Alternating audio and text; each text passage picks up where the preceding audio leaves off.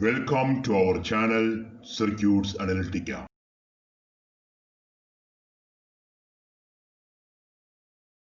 In this video, we will discuss a tutorial on mesh analysis. For the following network, find the mesh currents I1 and I2. So first step is to mark the loops as loop 1 and loop 2.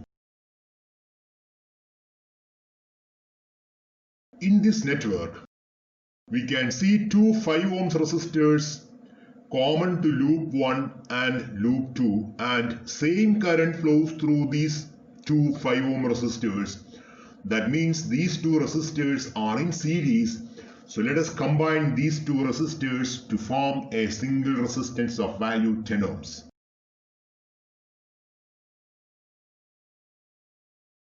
According to Ohm's law, voltage drop across 14 ohms resistance, which is denoted as V14, is given as I1 into 14. Voltage drop across 10 ohms resistance is denoted as V1.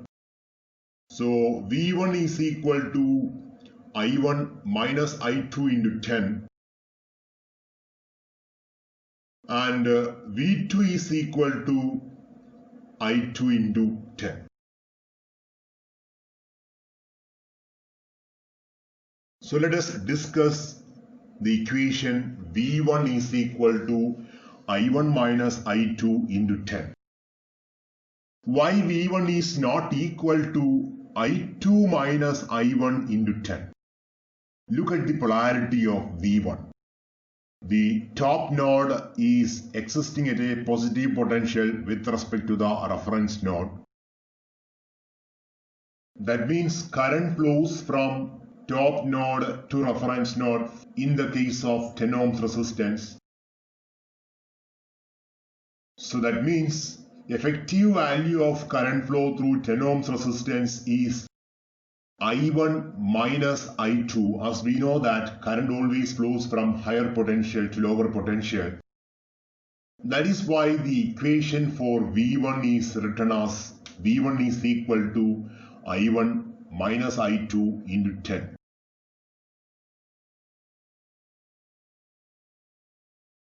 Let us apply KVL in loop 1. Moving in the clockwise direction, when we consider 6 volt, as we move from negative potential to positive potential, the 6 volt is taken as positive plus 6. When we consider V14, voltage drop across 14 ohms resistance, moving in the clockwise direction, as we go from positive potential to negative potential, V14 must be taken as negative. When we consider V1, voltage drop across 10 ohms resistance, as we move from positive potential to negative potential in the clockwise direction, this voltage term should also be taken as negative. So minus V1 is equal to 0.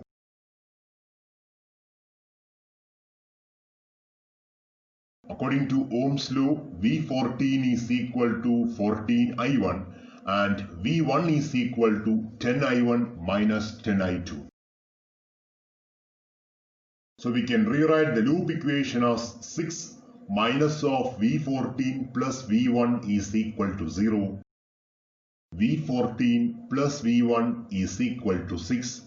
V14 is equal to 14 I1 and V1 is equal to 10 I1 minus 10 I2. Therefore, we can write 14 I1 plus 10 I1 minus 10 I2 is equal to 6.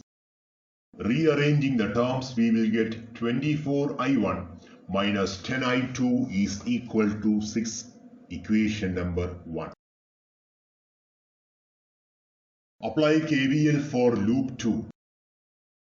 So we will start with the voltage term V2. In the clockwise direction, when we consider V2, as we move from positive potential to negative potential, this term should be taken as negative minus V2. When we consider 5 volt source, as we move from positive potential to negative potential, this should be taken as negative minus 5. And when we consider V1 in the clockwise direction as we move from negative potential to positive potential, this term should be taken as positive, so plus V1 is equal to 0. So finally the equation is minus V2 minus 5 plus V1 is equal to 0, where V2 is equal to 10I2 and V1 is equal to 10I1 minus 10I2.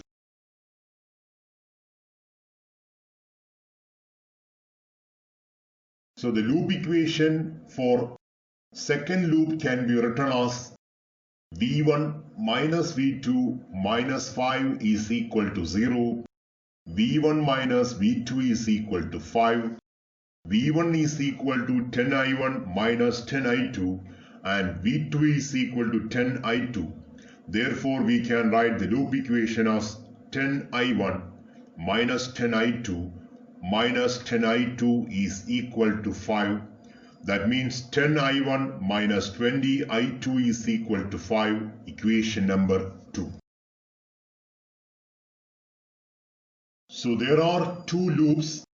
There are two unknown terms I1 and I2, and we have two equations in terms of the unknown terms I1 and I2. So we can write 24I1 minus 10I2 is equal to 6, equation number 1. 10I1 minus 20I2 is equal to 5, equation number 2. So 2 into equation 1 results in a third equation, 48I1 minus 20I2 is equal to 12.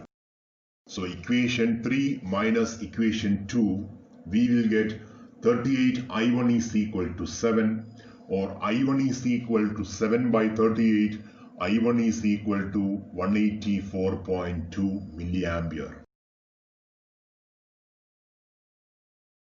So I1 is equal to 184.2 milliampere. Substituting the value of I1 in equation number 1, 24I1 minus 10I2 is equal to 6. We will get I2 is equal to minus 157.9 milliampere. I2 is equal to minus 157.9 milliampere.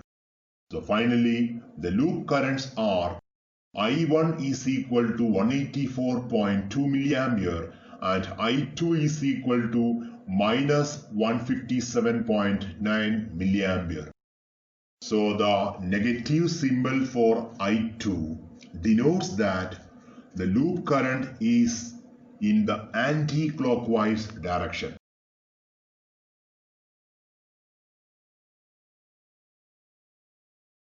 Thanks for watching Circuits Analytica.